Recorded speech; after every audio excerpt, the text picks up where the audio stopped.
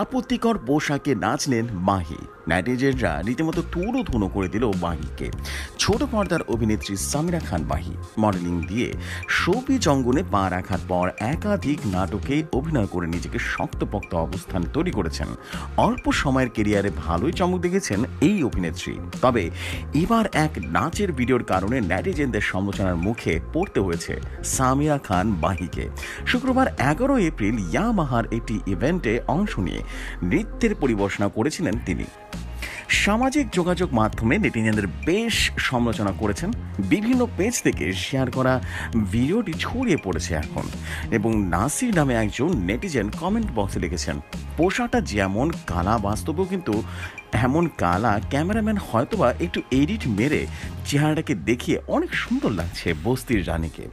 এমনই সব ভয়াবহ সব কমেন্ট পড়েছে মাহির ভিডিওতে। সো বন্ধুরা, এমনই সব নিত্য নতুন নিউজ পেতে রেডিও শহর নিউজের সাথেই থাকুন। আমাদের ফেসবুক পেজে ফলো করতে ভুলবেন না এবং অবশ্যই ভিডিওগুলো শেয়ার করতে ভুলবেন না।